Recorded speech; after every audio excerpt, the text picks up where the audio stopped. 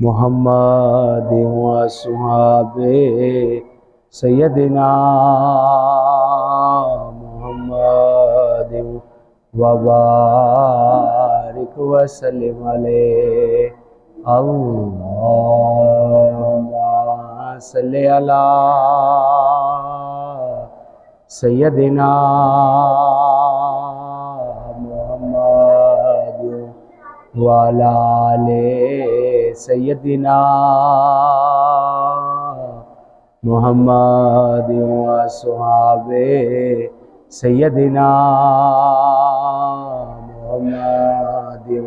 و بارک وسلم علیہ۔ آمینہ بی بی کے گلشن میں آئی ہے تازہ بہار، پڑھتے ہیں صلی اللہ وسلم، پڑھتے ہیں صلی اللہ وسلم، آج در و دیوار نبی جی اللہ اللہ اللہ لا الہ الا هو اللہ اللہ اللہ لا الہ الا ہو۔ جبریل آئے جھولا جھلانے،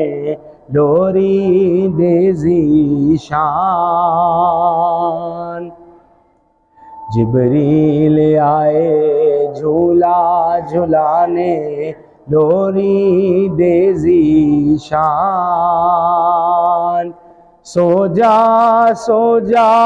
رحمت عالم، سو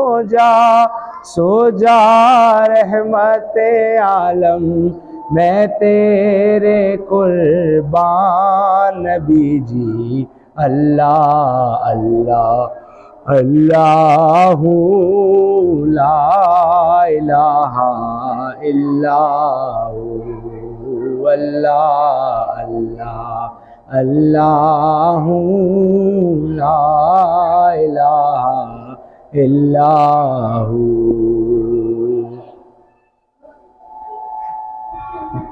تمام سننے والوں کو میری طرف سے السلام علیکم ورحمۃ اللہ۔ اللہ رب العزت نے مومنین سے اپنا تعارف اپنی جس صفت کے ساتھ کروایا، وہ رحمان اور رحیم والی صفت ہے، اور تمام بنی نوع انسان کو رب ذوالجلال نے اپنی جس خاص رحمت سے نوازا، وہ خاتم النبیین رحمت للعالمین ان کی صورت میں ہے۔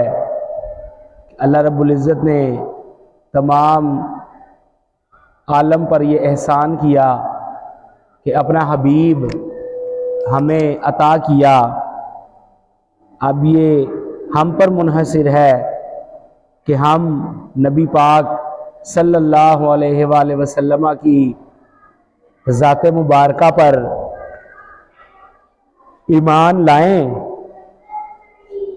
آپ کے فرمودات پر عمل کریں، آپ کے بتائے گئے طریقہ کار پر، آپ کی حلال کردہ چیزیں استعمال میں لانے سے اور آپ کی حرام کردہ چیزوں کو چھوڑنے پر عمل کریں، اور اس صف میں کھڑے ہو جائیں جس صف کی امامت تاجدار الانبیاء محمد رسول اللہ صلی اللہ علیہ وآلہ وسلم خود کر رہے ہیں، جس صف میں حضرت آدم علیہ السلام سے لے کر حضرت محمد مصطفیٰ صلی اللہ علیہ وآلہ وسلم تک تمام انبیاء علیہ السلام کھڑے ہوں گے، جس صف میں ابو بکر صدیق رضی اللہ تعالی عنہ، حضرت عمر فاروق رضی اللہ تعالی عنہ، حضرت عثمان، حضرت علی المرتضیٰ، امام حسن، امام حسین رضی اللہ تعالی عنہما اور دوسرے تمام صحابہ کرام، اللہ رب العزت کے تمام برگزیدہ بندے جس صف میں کھڑے ہوں گے، اللہ کے نبی کے فرمودات پر عمل کر کے ہم اس صف میں کھڑے ہو سکتے ہیں۔ بصورت دیگر ہمیں اس صف میں جگہ ملے گی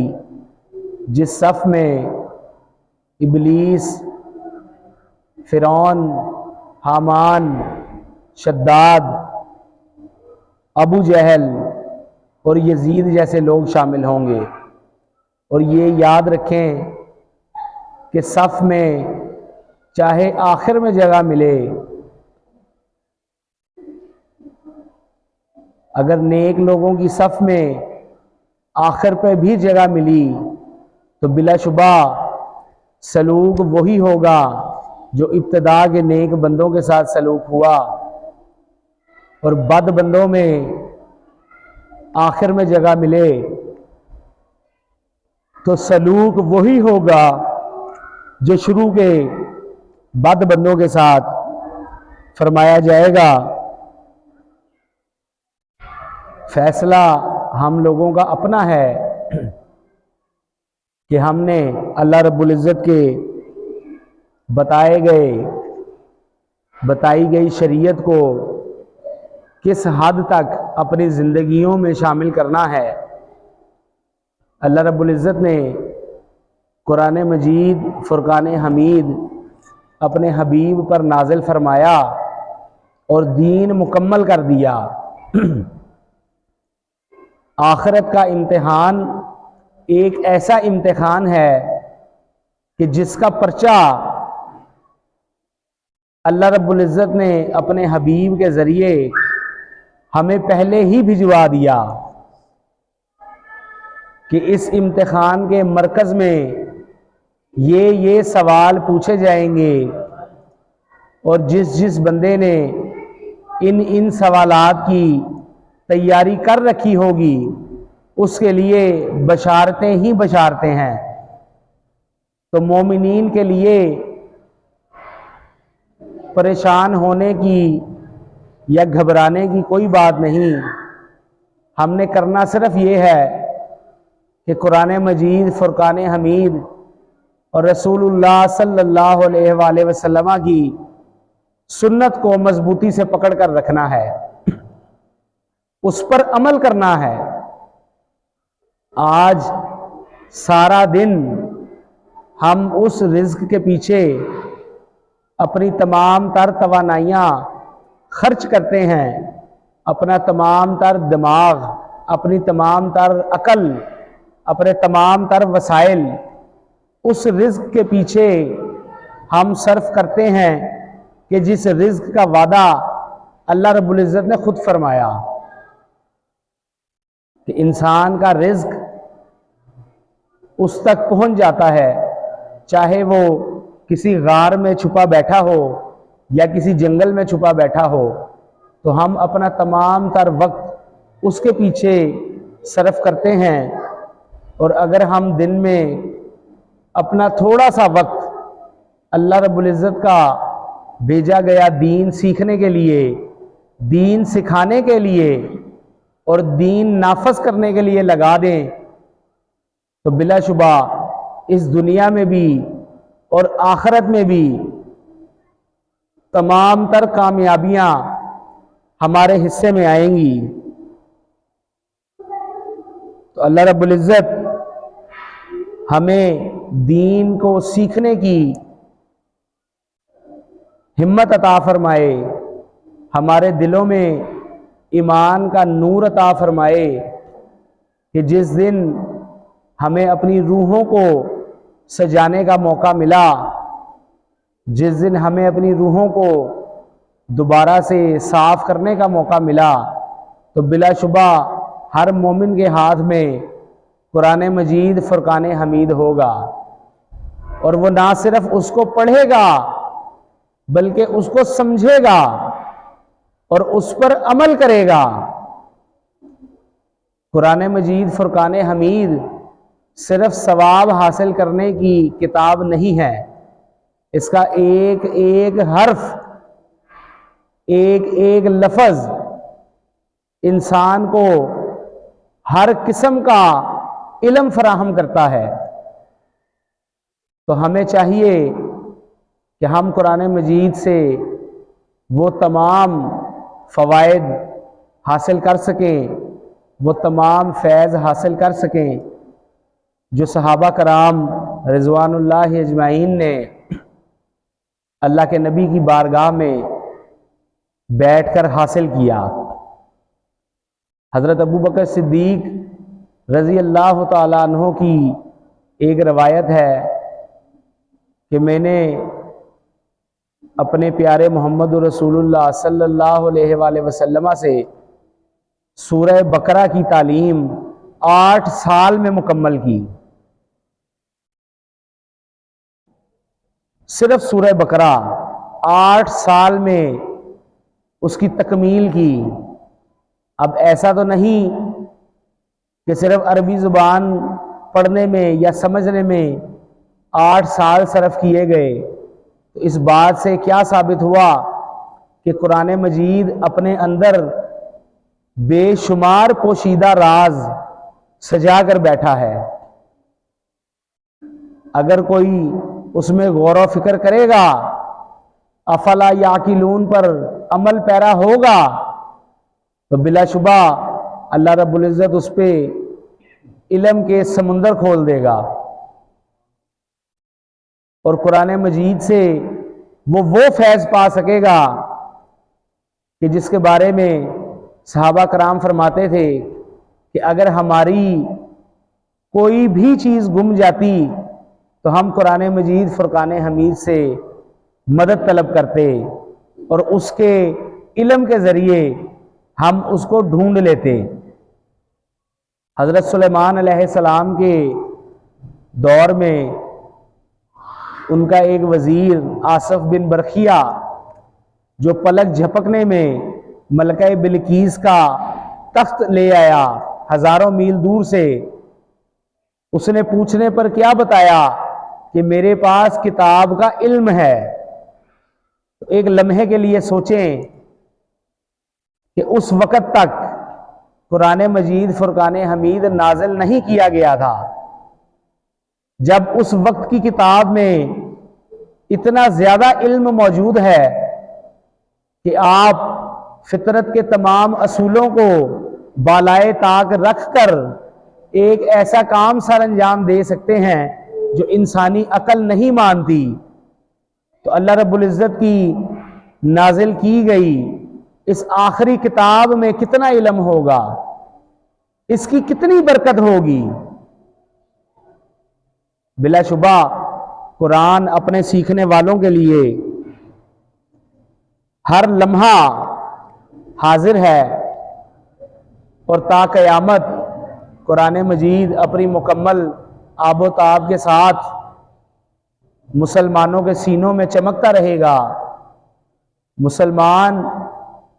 حفاظ بناتے رہیں گے، اور انشاءاللہ ہم اپنی زندگیاں قرآن مجید کے بتائے گئے اصولوں کے مطابق صرف کریں گے۔ مومنین کے لیے تو تمام تر طریقے دنیا میں زندگی گزارنے کے اللہ رب العزت کے بھیجے گئے حبیب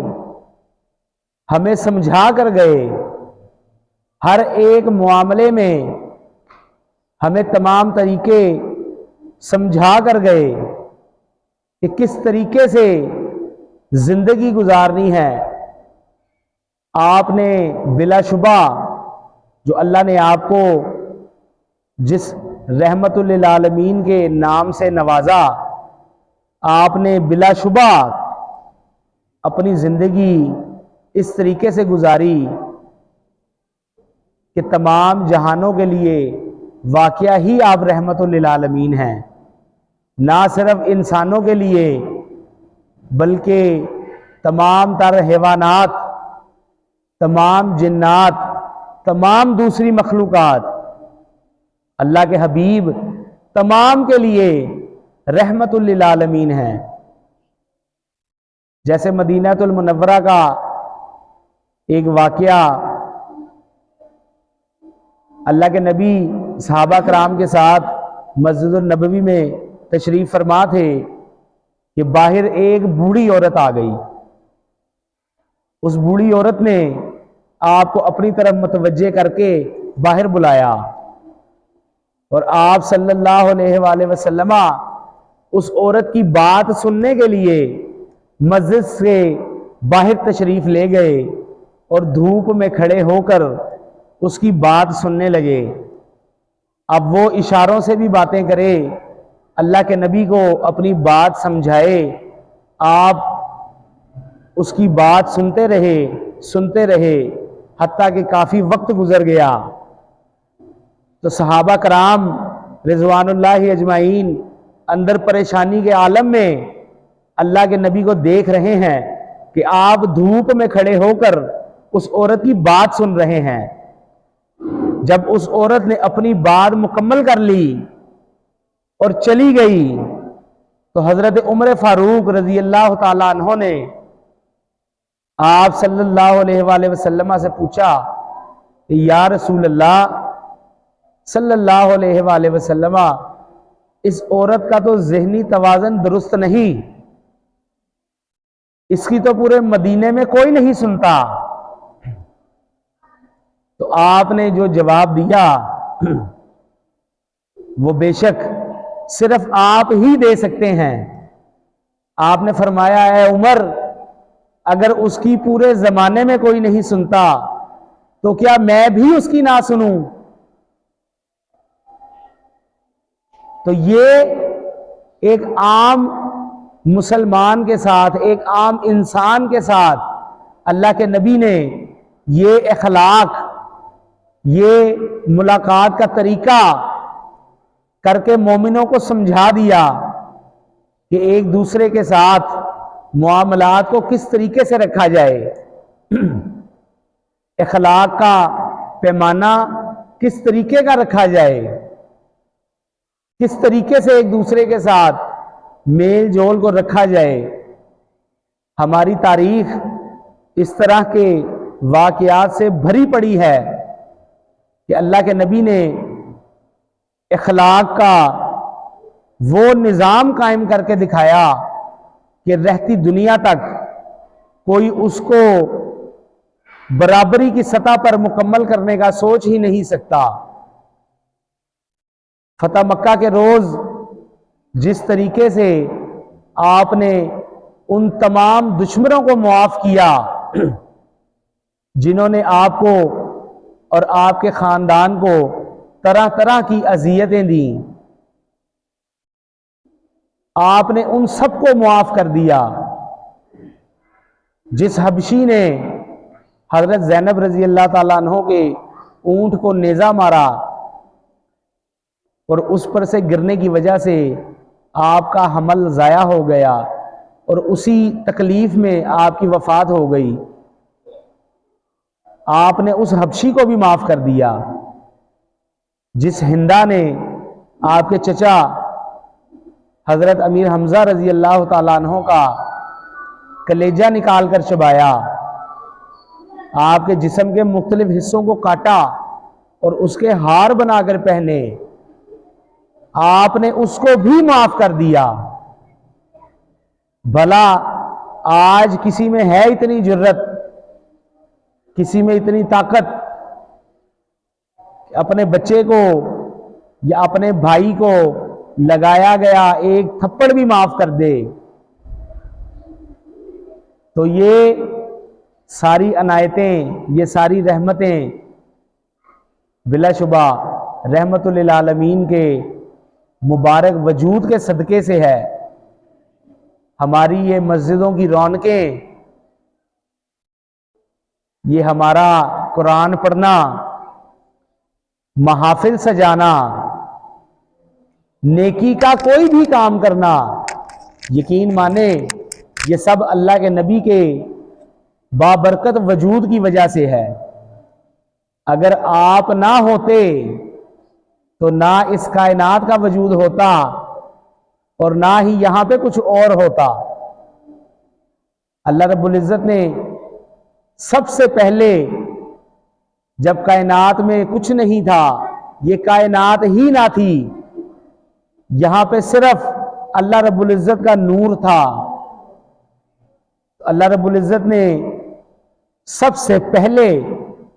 اپنے نور سے جو سرد نور جدا کیا وہ اپنے حبیب کا کیا۔ اللہ رب العزت نے یہ دنیا، یہ آخرت، یہ جزا سزا، دنیا قبر، یہ تمام جو رستے رکھے گئے، علماء کرام نے اس کی صرف ایک ہی وجہ لکھی ہے کہ اللہ رب العزت اپنے حبیب کی شان تمام دنیا والوں کو دکھانا چاہتا ہے کہ میرے حبیب کا مقام کیا ہے۔ ایک روز جبرائیل علیہ السلام آپ صلی اللہ علیہ وآلہ وسلم کی بارگاہ میں حاضر ہوئے تو اللہ کے نبی نے پوچھا کہ اے جبریل تیری عمر کتنی ہے؟ تو جبرائیل امین نے فرمایا کہ اے اللہ کے حبیب مجھے میری عمر کا کوئی اندازہ نہیں، میں آپ کو یہ بتا سکتا ہوں کہ ایک روشن ستارہ جس سے زیادہ چمک والا ستارہ میں نے آج تک نہیں دیکھا، ہر 70,000 سال بعد نکلتا ہے، اور میں اس ستارے کی 70,000 مرتبہ زیارت کر چکا ہوں، تو آپ میری عمر کا اندازہ اس ستارے سے لگا لیں۔ تو اللہ کے نبی مسکرا اٹھے اور اپنا امامہ شریف اوپر کیا، تو آپ کے ماتھے پر چمکنے والا ستارہ دیکھ کر جبرائیل امین فوراً بول پڑا کہ یہ تو وہی ستارہ ہے۔ تو یہ چیز سمجھنے کی ضرورت ہے کہ اللہ کے نبی اللہ تعالیٰ کی تمام تر رحمتوں،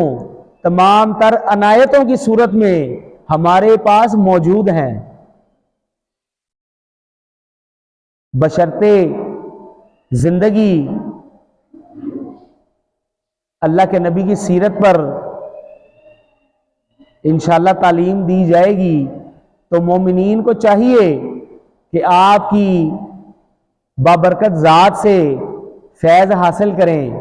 آپ کے بتائے گئے طریقوں پر عمل کریں۔ آج ہمارے گھر میں کوئی بندہ اللہ کو پیارا ہو جائے یا انتقال کر جائے تو ہماری کوشش ہوتی ہے کہ محلے کے امام صاحب یا علاقے کے سب سے نیک بندہ یا کوئی پیر صاحب اس کا جنازہ پڑھائیں، اس کو اپنے ہاتھوں سے قبر میں اتاریں، اس کے لیے دعائیں مغفرت کریں۔ تو ہماری کتنی خوش نصیبی ہے کہ ہمارے لیے اللہ کے نبی ساری ساری رات سجدوں میں رو رو کر ہم لوگوں کے لیے دعائیں مانگتے رہے۔ تو ہمیں اپنے دل میں، اپنے بچوں کے دل میں عشق مصطفیٰ پیدا کرنا ہے۔ عاشق کی دنیا الگ ہے۔ ایک یہودی اس نے اپنے بچے کو بھیجا بازار، صحیح بخاری میں یہ روایت موجود ہے پوری، کہ اس یہودی نے اپنے بچے کو بازار بھیجا سودا خریدنے کے لیے۔ وہ بچہ سودا لینے کے لیے نکلا تو رستے میں اس کی نظر ودھا کے چہرے پر پڑ گئی، اور اس چہرے پر ایسی نظر پڑی، ابھی اس نے کوئی کلمہ نہیں پڑھا، کوئی دین کا سبق نہیں سیکھا، کسی قسم کی کوئی کرامت نہیں دیکھی، اللہ کے نبی سے کوئی گفت و شنید نہیں کی، صرف نظر پڑی اور وہیں پر بیٹھ گیا۔ صرف ایک دفعہ اللہ کے نبی کے چہرے کا دیدار کرنے کی صورت میں وہ بچہ وہیں بیٹھ گیا اور اللہ کے نبی کا دیدار کرنے لگ پڑا۔ اب وقت گزرتا جائے، اس کا باپ پیچھے پریشان کہ ابھی تک یہ واپس نہیں آیا، اور وہ بچہ بددعا کو دیکھی جا رہا، دیکھتا رہا، اور مغرب کے وقت وہ بچہ اٹھا اور گھر واپس آ گیا۔ اس کے باپ نے پوچھا کہ اے بے عقل، تجھے میں نے بازار بھیجا تھا سودا خریدنے کے لیے، تو تو کیا لے کر آیا؟ وہ بچہ بولا سودا تو میں کر آیا، لیکن آپ کی آنکھ نہیں دیکھ سکتی۔ اب وہ بچہ روزانہ کسی نہ کسی بہانے سے باہر جائے، مسجد نبوی میں جائے، بازار میں جائے، اللہ کے نبی کی زیارت کرے، اپنی آنکھوں کو آپ کے نور سے ٹھنڈا کرے، اور سارا دن بس یہی کام کرے۔ اب اس کے گھر والے تو سمجھ گئے کہ یہ کہیں پہ دل دے بیٹھا ہے۔ عشق کی جو بیماری ہے نا، اس کا علاج صرف معشوق کی زیارت ہے۔ اب قدرتی طور پر ایسا ہوا کہ 3-4 دن وہ اللہ کے نبی کی زیارت نہیں کر سکا، اور اسی چیز میں بیمار ہو گیا۔ اس کے والدین نے طبیبوں کو بلایا، معالج کو بلایا، کسی سے بات نہ بنے، کسی سے بات نہ بنے۔ اس بچے نے اپنے باپ سے کہا کہ مجھے لگتا ہے کہ میرا آخری وقت قریب ہے، تو میرے پر ایک احسان کرو، حضور کو بتاؤ کہ میں ان کی ملاقات کا مشتاق ہوں، ان سے ملنا چاہتا ہوں۔ وہ یہودی اللہ کے نبی کی بارگاہ میں گیا اور جا کر عرض کی کہ میں آپ کا دشمن ہوں، لیکن میرا بچہ آپ کو دل دے بیٹھا ہے۔ میرے بچے نے اپنے دل میں، اپنی آنکھوں میں آپ کا خوبصورت چہرہ سجا لیا ہے، تو اب وہ بیمار ہے، بستر مرگ پر ہے، تو آپ میرے اوپر یہ احسان کریں گے کہ آپ چل کر اس سے ملاقات کر لیں۔ تو رحمت للعالمین نے کیا فرمایا؟ یہ نہیں فرمایا کہ تم اس کو لے کر میرے پاس آؤ۔ آپ اپنی نشست سے اٹھے، حضرت ابو بکر کو کہا ابو بکر اٹھو، عمر رضی اللہ تعالیٰ عنہ کو اٹھایا، حضرت عثمان کو ساتھ لیا، حضرت علی کو ساتھ لیا، اور جتنے صحابہ وہاں پر موجود تھے ان سب کو لے کر اس یہودی کے گھر پر چلے گئے۔ اب اس بیمار بچے کے کان میں جب یہ آواز پڑی کہ والضحیٰ کے مکھڑے والا خود تشریف لے کر آ رہا ہے، تو اس بچے کی آنکھیں کھل گئیں، اس کے بیمار جسم میں کچھ جان آ گئی۔ نبی پاک نے صلی اللہ علیہ وآلہ وسلم نے جب دیکھا کہ اس کا آخری وقت قریب ہے، تو اس کو کہا کہ تو کلمہ پڑھ لے۔ اس بچے نے اپنے باپ کی طرف دیکھا، اس کے باپ نے کہا کہ یہ جیسا کہتے ہیں تو کر لے۔ اس بچے نے کلمہ پڑھا، اور جیسے ہی اس نے کلمہ مکمل کیا، اسرائیل علیہ السلام نے اس کی روح قبض کر لی۔ اب صحابہ کرام رضوان اللہ اجمعین نے اس بچے کا جسد خاکی اٹھایا،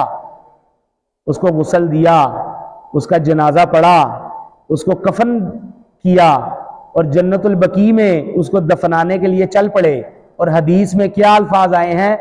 کہ اللہ کے نبی مسکراتے تھے کہ میں بڑا خوش ہوں، اللہ نے میرے صدقے اس کو بخش دیا، اس کو ایمان عطا کیا۔ تو آج ہم لوگ جو ایمان کی دولت لے کر بیٹھے ہیں وہ اللہ کے نبی کے صدقے سے ہے۔ اب اس بچے کو جب قبر مبارک میں اتارنے کی باری آئی تو اللہ کے نبی خود قبر میں اتر گئے، اور حدیث کے الفاظ ہیں کہ آپ اپنے پنجوں پر قبر کے اندر چلتے تھے، اور جب آپ قبر مبارک سے باہر آئے تو آپ کے چہرے پر تھکاوٹ کے اثرات تھے۔ صحابہ کرام نے پوچھا یا رسول اللہ صلی اللہ علیہ وآلہ وسلم، آپ ہمیں قبر میں اترنے کا حکم دیتے، آپ خود قبر میں کیوں اترے؟ اللہ کے نبی نے فرمایا میں نے اس سے وعدہ کیا تھا کہ تیری بخشش کی ذمہ داری میری، تو میں خود اس لیے قبر میں اترا۔ پھر صحابہ کرام نے سوال کیا کہ آپ قبر میں پنجوں کے ذریعے کیوں چل رہے تھے، پنجوں پہ کیوں چل رہے تھے، پورا پاؤں کیوں نہیں رکھ رہے تھے؟ تو اللہ کے نبی نے فرمایا کہ اس عاشق کی زیارت کے لیے بے شمار فرشتے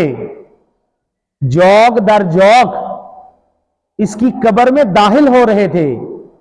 تو میرا پاؤں کسی فرشتے کے پاؤں پر نہ آ جائے، اس وجہ سے میں اپنے پنجوں کے اوپر چل رہا تھا۔ پھر صحابہ کرام نے پوچھا کہ آپ کے چہرے پر جو تھکاوٹ کے اثرات ہیں یا رسول اللہ اس کی کیا وجہ؟ تو اللہ کے نبی نے فرمایا کہ فرشتے اس قدر تعداد میں اس کی قبر میں زیارت کے لیے آ رہے تھے کہ وہ بار بار میرے جسم سے ٹکرا رہے تھے، اس وجہ سے میرے جسم میں تھکاوٹ کے اثرات ہیں۔ تو ایک یہودی کے بچے کو اللہ کے نبی سے محبت کرنے کے صلے میں ایمان بھی مل گیا، بخشش بھی مل گئی، جنت بھی مل گئی۔ تو آپ سوچیں کہ ہم تو سارا دن اللہ کے نبی کا نام لیتے ہیں، درود و سلام پڑھتے ہیں، تو ہمیں کیا کچھ مل رہا ہوگا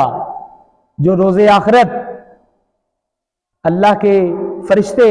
ہمارے سامنے لے کر آئیں گے، اور ہمیں اس وقت پتہ چلے گا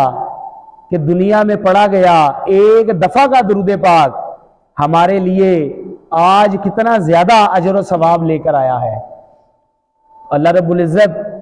ہمیں قرآن مجید فرقان حمید پر عمل کرنے کی توفیق عطا فرمائے، ہمیں حضور علیہ الصلوۃ والسلام پر زیادہ سے زیادہ درود و سلام بھیجنے کی توفیق عطا فرمائے، اور ہمیں اپنی نسلوں کو دین سمجھنے کی توفیق عطا فرمائے۔ وآخر الدعوانا ان الحمد للہ رب العالمین۔